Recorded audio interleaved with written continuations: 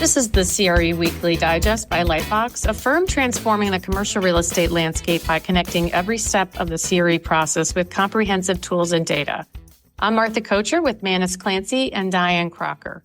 Today's episode is a masterclass in commercial real estate sales. We're joined by two legends in the industry, Bob Knakal, one of the most prolific investment sales brokers in New York City history, and Rod Santomassimo, the premier coach for CRE professionals and founder of the Massimo Group. They're here to talk about the market, New York City, the future of brokerage, and their new book, Selling Buildings, Maximizing Prices and Profits in Commercial Real Estate. We're excited to have you both join us today. So great to be with you guys. So we have a lot to cover. We are very ambitious in the things that we want to talk about. Bob, you've brokered over 2,200 buildings valued at $22 billion in your career and have seen boom and bust cycles. Given that you've seen inflection points before, how do you navigate today's uncertain market? Well, I think the best way to navigate any market is really to study it and to look at the transactions and try to draw some conclusions based upon how the market is performing in terms of volume and value. We always say we have to look at the two V's. On the volume side, we always look at number of properties sold and we look at the dollar volume of sales. Is it going up? Is it going down? How much is it going up? How much is it going down? On the value side, the same thing. We disaggregate the market into different property types and look at each of those property types to determine how value fluctuations are performing. It's a very, very unique time in New York City today where product types are performing very, very differently. Normally, in good times, everything is increasing in value just to different degrees. And in bad times, everything is going down in value just to different degrees. Today, we have different market segments performing very, very differently. Some are going up, some are going down.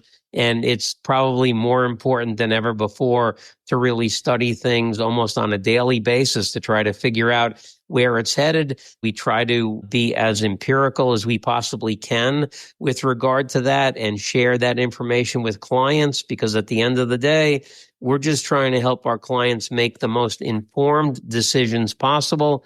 The more informed they are, the better the decisions are they're going to make. The better those decisions are, the better their outcomes are going to be. And if we help our clients get great outcomes, they're going to be happy. So that's what we try to do every day. Rod, you've coached thousands of brokers. What separates the good from the great in commercial real estate, especially in today's market? Yeah, well, before I got to get some context to that one, because you shared something in passing that I think people need to understand. Bob has sold 2,349 buildings in 41 years. So we can also we closed another one yesterday. Sorry to interrupt, but we're up to 2,350. We closed a small building in Brooklyn yesterday. There you go. 2,350 buildings in 41 years. If you do the math, that's over one building a week over 41 years. So while we say in passing what makes great brokers, that individual is closing on a pace of one building a week for over 4 decades. So understand the context. When you ask Bob a question or the audience listens to this, you say he's legendary. I think that term is and you said about me. We're not legends. We're just working hard. But so what makes brokers great? Number one, there's so many things. First of all, there's no silver bullet. There is absolutely not any silver bullet in success in commercial real estate brokerage or investing. But there is guaranteed silver buckshot.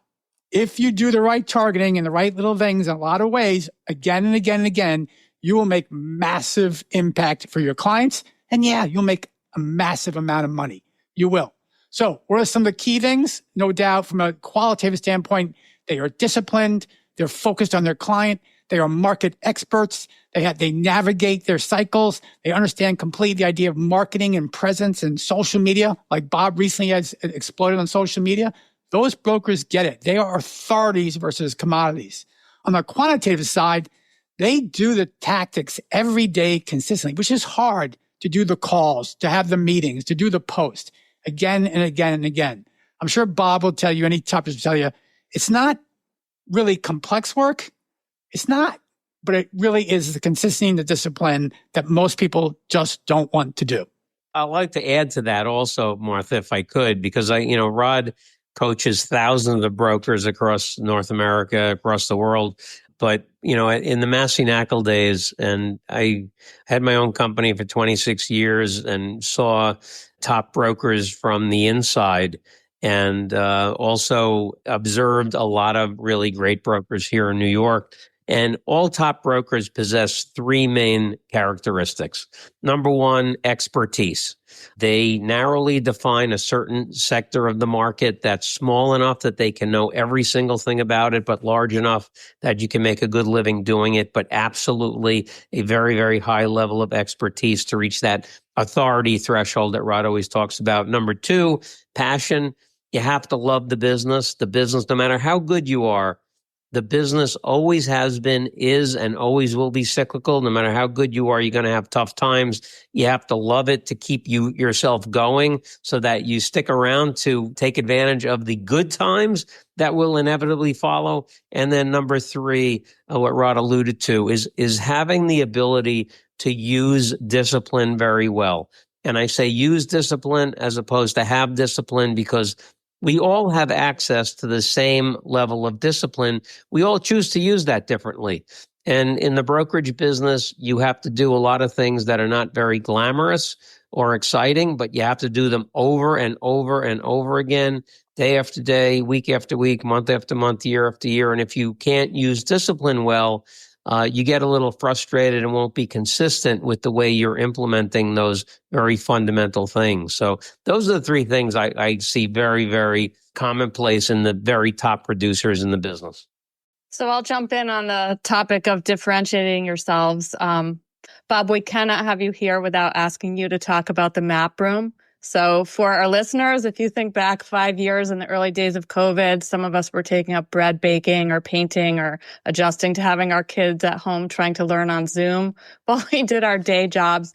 You used that crazy time to do something that made you legendary, both inside and outside of New York City. So I'd love for you to tell us the process that led to the famed map room and what does it signify for you today?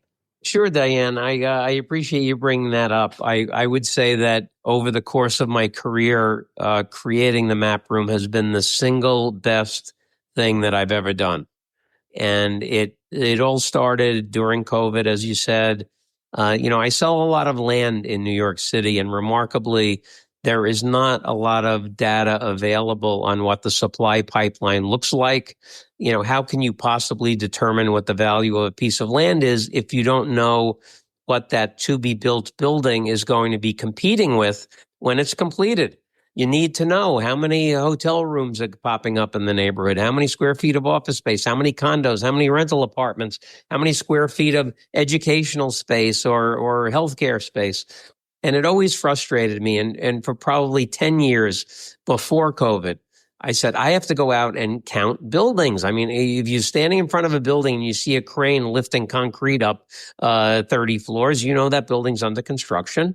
So I just have to get out and do it. But who the heck has time to do that? So, there was a rumor going around right after we had the COVID shutdown, March 12th. It was told, go home for a couple of weeks, let this thing blow over. There was a rumor going around the city was going to be quarantined and they were going to shut the bridges and tunnels down to Manhattan. So I got out of town in a hurry, went up to my country house. And it was very clear 2 weeks later that we were not going to be back in the office. So I drove back to my apartment on the East Side to get several things that we forgot in the haste that we left the city in. And I got off the FDR Drive, and it literally was a ghost town. There were no cars moving. There were no stores open. There were no people on the streets. And for whatever reason, the first thing that popped into my head is, hey, this is a perfect time to go count buildings. So I called up my team. I said, go into the office, make copies of the tax lot map. And over the next 4 months, I spent 220 hours out in the field walking every street of Manhattan, south of 96th on the east side, south of 110 on the west side. And I decided to color code the map, which I thought would be a lot easier. The intention wasn't to create the map. It was to use pieces of the map and color code it so I wouldn't have to write stuff down. I don't write very neatly. I didn't want to forget what I wrote or not be able to read what I wrote. I color coded it, and I highlighted everything that was under construction or had been demolished in green, every development site that was built, or every site that had a building that was built to less than 25% of its max density. And we're very lucky in New York that we're in a zoning jurisdiction that is completely as of right. So every site is pre-entitled, so you know what you could build there. And then highlighted assemblage sites in yellow, where you'd put several buildings together to create a development site. Followed up that 220 hours in the field with about 3,000 hours of research. And now, since we did that, we have been tracking every demolition permit, every foundation permit, every building permit. So we have the development pipeline nailed down to the square inch for 5 different buckets: rental apartments, condos, hotels, offices, and a miscellaneous bucket for healthcare and education. I got into the office and started taping some of these pieces of map together to see what was happening in certain neighborhoods. And before I knew it, I had this 24-foot long, 10-foot wide map. Started bringing it around to clients' offices, which was very cumbersome. I had it rolled up on an 8-foot closet rod. Got caught in the rain one day, said, I can't do this anymore. Asked JLL if they could give me 600 square feet so I could display the map, have a map room. They said, hey, Bob, if we do that for you, we have to do that for everybody. And so I went out, rented space outside the office, created Map Room 1.0. We're now, for about the past 8 months, we've had Map Room 2.0, which is in a real office space. Within the next day or two, we will have our 1,000th visitor to the Map Room. And it has been an unbelievable resource. Not only do we have the development pipeline nailed down to the square inch, but we also are in the process of completing a 3-year study of land value. We're calling that the Knakal Land Index. We have studied now 2,417 development site transactions going all the way back to 1984, disaggregated that data into those 5 buckets that I mentioned. We're applying AI models to those fluctuations in land value to determine what metric or group of metrics impacts the direction and magnitude of changes in those land values. And it's just been unbelievable. I over the course of my career, I've won 26% of the pitches that I've given to potential sellers. In the Map Room, I'm now 32 out of 32. And I know we're going to lose a pitch in the Map Room one of these days, but hasn't happened so far. And, we currently have a portfolio of about 37 exclusive listings, about $2.5 billion worth of stuff, which is mostly land. And like I say, for those reasons, it has been the single best thing that I have ever done in my career to win business and sell properties. So really, it's came from, like you say, and we had nothing to do during the pandemic. I said, you know what, let's make the most of it. Let's go really develop an expertise that no one else has.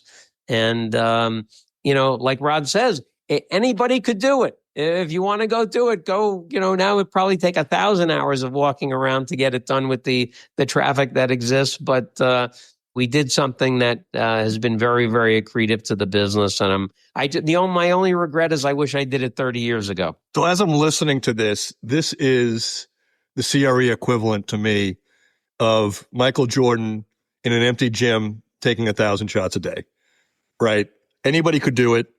Only a couple guys do it. Only a couple guys want to take it to that next level. Rod, when you hear stories like this, or when you tell this story to younger brokers, do they ever say, like some young basketball players, I'm not up for 1,000 shots a day? Do they look at you in fear and say, that's such a heavy lift. I can't imagine working that hard. How do you come up against a guy like Bob and see the fire in his belly and try to compete with that?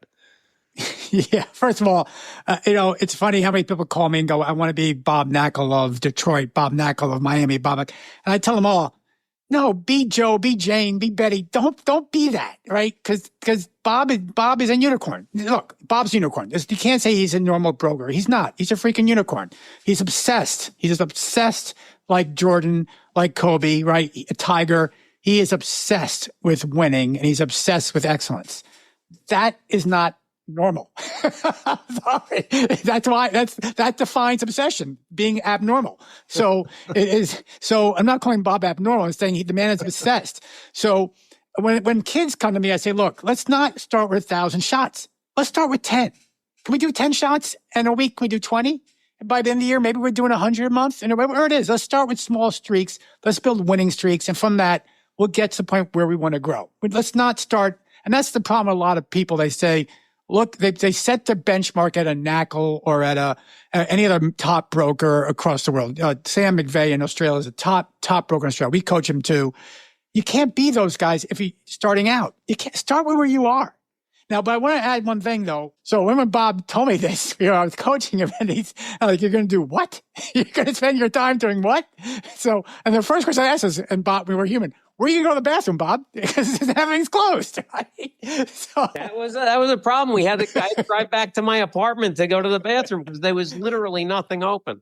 Look, there's certain things over the 13 years Bob and I have working together that you just know those inflection points. There's no telling Bob no. They happen sometimes, right? You're not going to tell him no. But if we're going to do it, and you always ask the question, this is true for everything you're going to do, everyone.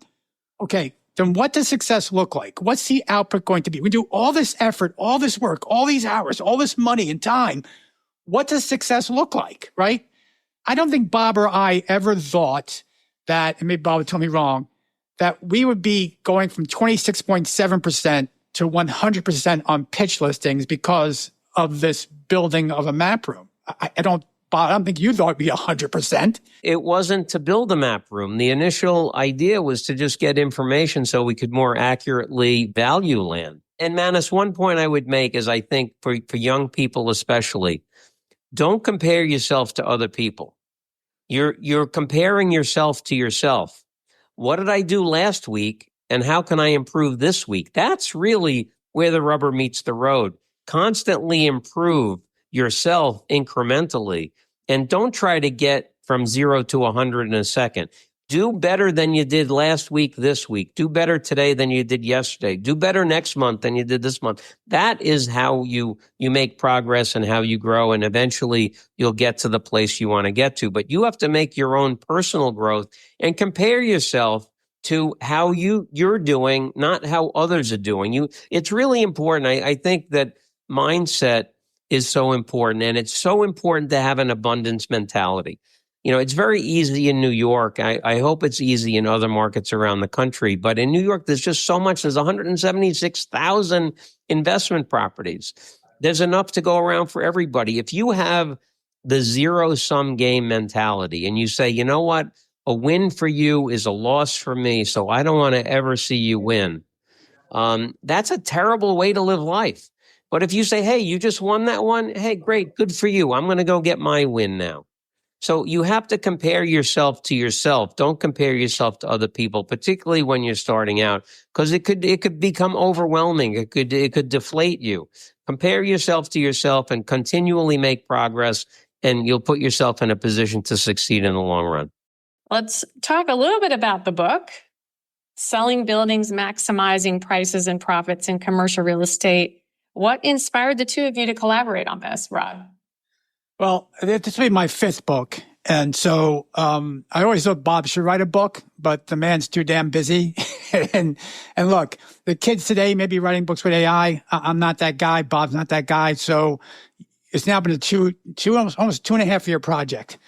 So we're really happy it's finally coming out. But so 2.5 years ago, Bob said, and it's time to write a book. And I said, I agree. And then he gave me the honor and said, hey, I'd love to write one with you, which is awesome. I said, look, I know how to write a book. I know how to do all the things, scenes behind the book, the editing, the printing, the proofreading, getting it the story right.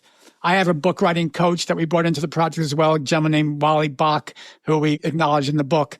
But the question was, and everyone needs to write this question, when you write a book, the first question you need to ask is, what is the objective for me? And what is the objective for my audience? Because if you can't answer that question, you can't write a book, and you shouldn't write a book.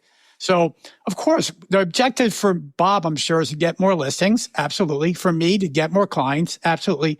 But also, how do we do that? My favorite books are not business books in the sense of business. Like one of my favorite business books is Shoe Dog. I don't know if you ever read Shoe Dog, the story of Phil Knight and Nike. it's a story, and it captivates you, it drives you in, and you can't put it down.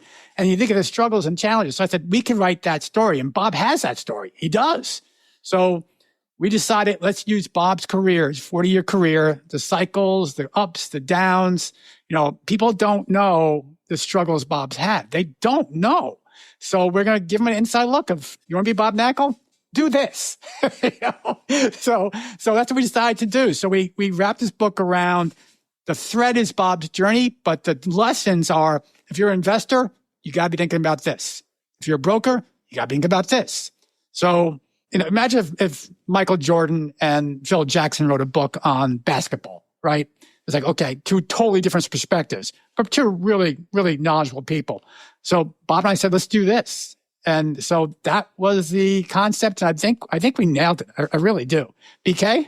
Yeah, no, I think it was, first of all, it was just a very cool thing to kind of walk down memory lane and see everything. But to me, I think, Rod, you hit it on the head. There are tremendous lessons for investors and brokers in this book. And kind of the book follows my journey over 40 years. And we talk a lot about the inflection points that we all come to at various times in our life where we're at a fork in the road, and do we go left or do we go right? And, I think there are 10 or 12 major inflection points. Do we leave CBRE or do we not leave CBRE to start our own firm? Do we go into massive debt? Do we hire a director of HR after 9/11 and increase the size of the firm when every other firm was downsizing? When we had our first territories in Manhattan filled, do we increase our service lines or do we get into different geography?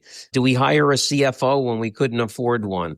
And, do we sell in 2007? Do we sell the company or not? We had a great offer at that time. 2014, do we sell or not? 2018, I'm leaving Cushman. Do I go to another established company or do I start my own company? Same thing in 2024.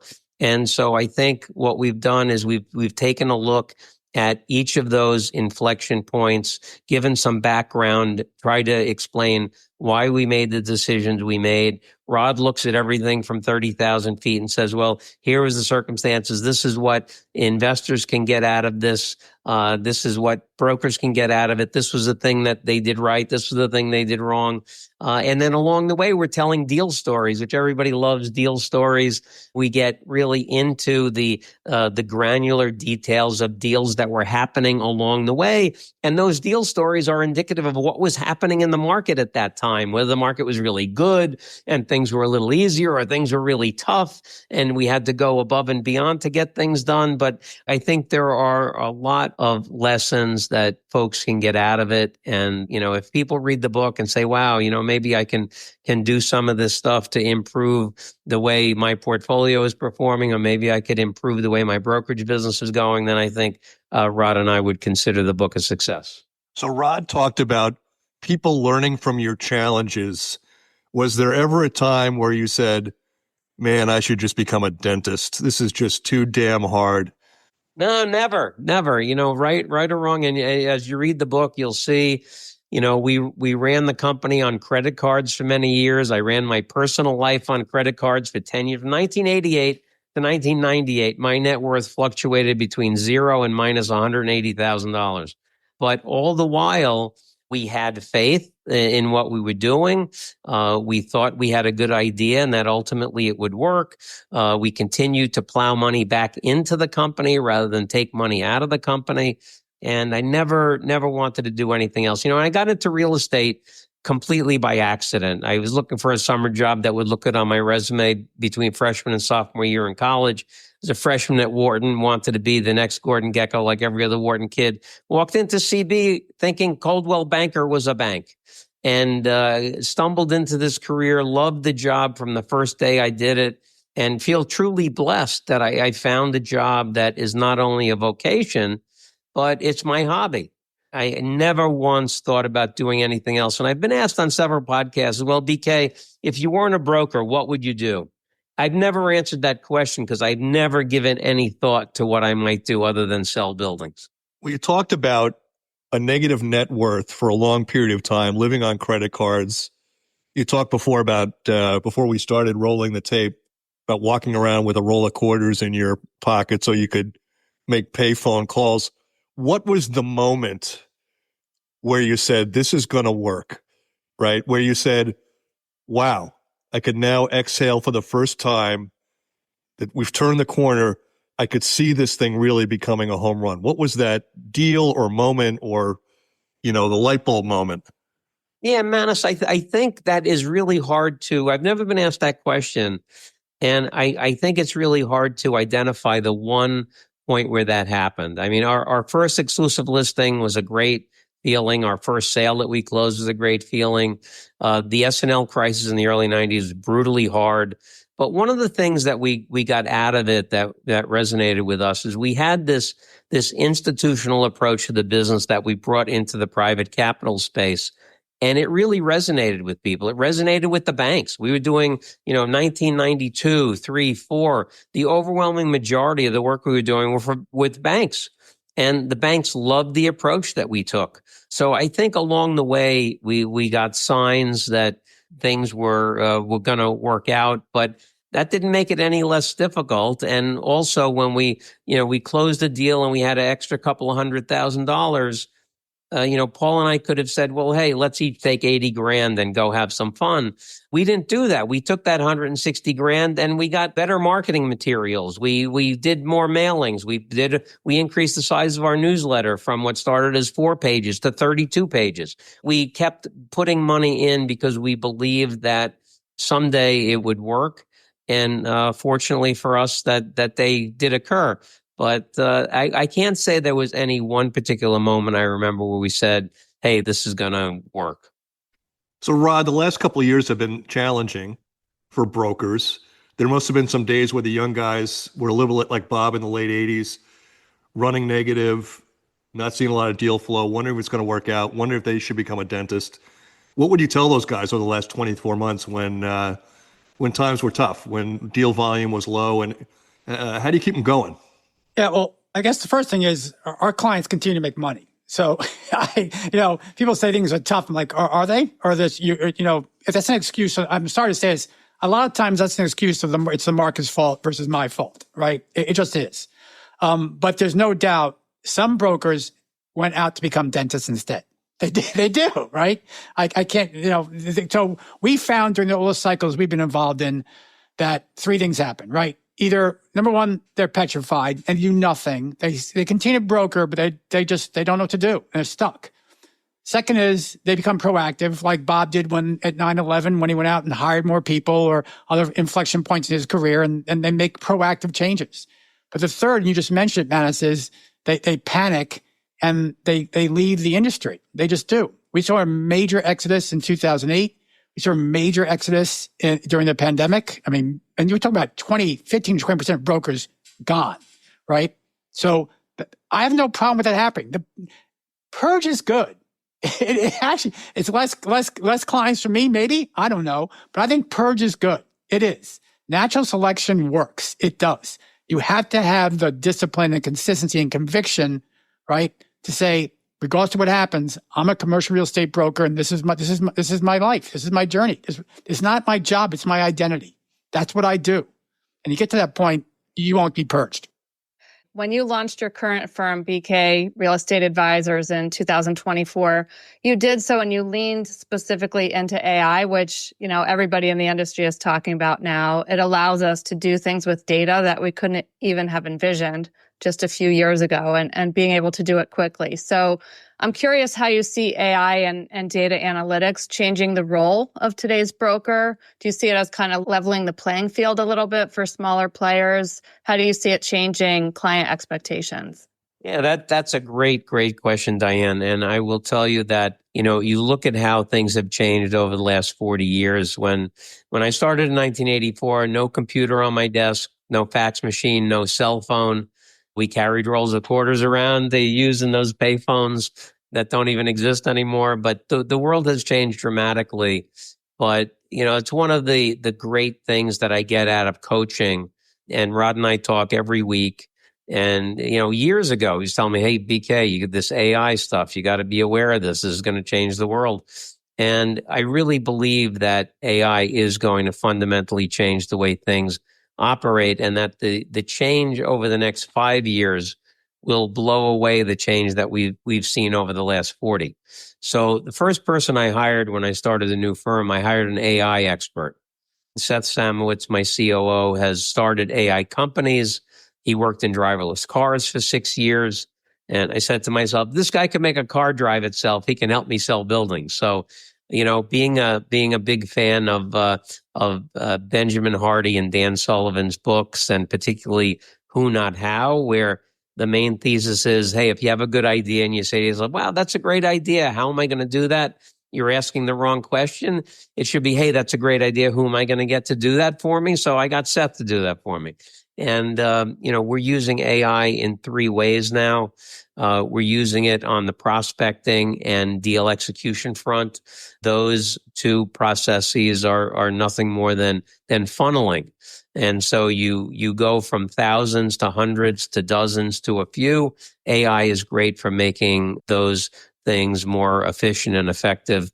And then we're also using it on the data interpretation front, which has extraordinary potential to be powerful, but you have to have good, high integrity data to make the data interpretation work well. Most data sets in the real estate industry are not very good. We have data sets that have been using the same methodology for 40 years. So we're very excited about what those algorithms might produce for us. So we're busy working on that, but really going to change the world. And, I think Rod is probably one of the top experts in the country on how AI is going to change the real estate market. So much rather hear what he has to say about it than me. Well, look, AI does one thing that better than anything else, and that's speed. It's just what it is. If I could sell your building in 6 months, or I could sell your building in 6 days, which one would you prefer? The answer is obvious, right? It's the 6 days. Or maybe it's not 6 days, maybe it's 6 weeks, but it's better than 6 months. And AI today can do that. It can. You can get the message out to the investors, have conversations with bots. We're doing it already. Our clients have conversations, and our text bots have those conversations, and our voice bots answer those questions. So you can get market information and market intel in a matter of hours now versus a matter of weeks and months. And that's just today. That's today. Of course, the next phase of AI is going to be the agents. Right now, most companies are developing their agents. We're investing heavily in Massimo in agentic technology. So not only our sales and our marketing and our operations and even our coaches, they can complement everything we do. They can. Look, this is a fact. In 2, if not 3 years, Bob's going to have a robot in his office doing things that humans are currently doing. It's just where it is. We're all going to have robots in our house doing something that we don't want to do.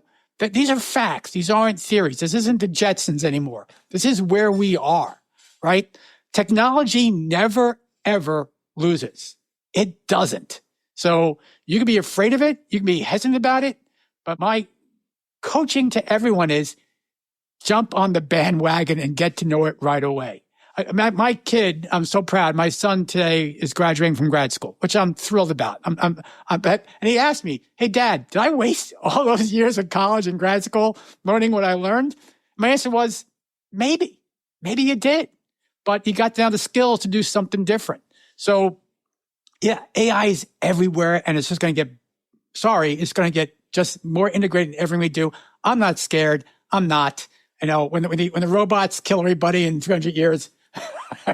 We'll see what happens then. But I'm good right now. I'm a little scared for Bob, a guy with the fire in his belly, having a little bit of free time as a result of AI makes me a little nervous. I don't know. What would you do with the free time, Bob? Well, like I always say, Manus, my life is very simple. I spend as much time as I can with my wife and my 16-year-old daughter. I go to church, I go to the gym, and I sell buildings. So probably would do a little bit more of each of those. Bob, you've expressed the importance of leaving a legacy for the next generation of professionals. Tell us why that's important to you. It's always important to realize that none of us do what we do by ourselves. We're part of a society, a real estate community, very dependent upon other people. And so, I look back at the Massey Knakal legacy, and that was a 26-year and 46-day journey, and lots to be proud of there. From 2001 to 2014, when we sold the firm, the number 2 company in New York City sold about 1,300 properties. Massey Knakal sold over 4,000. So we were competing with national giants and global giants, and we lapped the field by more than 3x over 14 years in a row. We sold the company for a lot of money. But the thing that I'm the most proud of is that today, if you look at the New York City investment sales market, you see that there are 31 companies or divisions of companies where the folks who own those companies or run those companies learn the business at Massey Knakal. That's the legacy I'm by far the most proud of. We ran the company with a servant leadership approach to management that worked really well, training our people, encouraging our people, building their self-esteem, making them believe they could do better than their best. And it really produced great results. And so, today I'm doing the same thing with a bunch of new young folks that I just am so excited to work with every day. And, I think to the extent that we can profoundly and fundamentally change people's lives for the better, it makes you feel great. And so I think that is, a big part of what I do, what I do, how I do it, and why I do what I do. And because it's very, very rewarding to see folks do so well.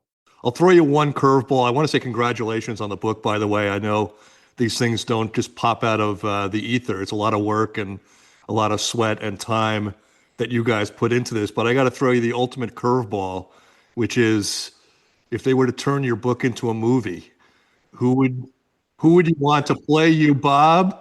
And who would you want to play you, Rod? I don't know. I get comparisons often, rightly or wrongly, to Michael Douglas and Viggo Mortensen. So maybe the young Bob Knakal or the Bob Knakal from 2004 to 2008, when I had the long hair, that would probably be Viggo Mortensen, and maybe today's version would be Michael Douglas. I don't know. I love that. How about you, Rod? I have never thought about that. I can honestly tell you. But I'll say, maybe my son. My son would play me. Nice. That'd be my honor if my son would play me. That'd be great. It's awesome. The book by Bob Knakal and Rod Santomassimo, Selling Buildings, Mastering the Art and Science of CRE Sales, comes out on May 20th. Thank you, Bob and Rod, for joining us today on the CRE Weekly Digest. Thanks to our producer, Josh Bruning. Please join us every week as our Lightbox team shares CRE news and data and context. You can listen and subscribe on any of your favorite podcast channels and send your comments or questions to podcast@lightboxre.com. Thank you for listening and have a great week. Let's go.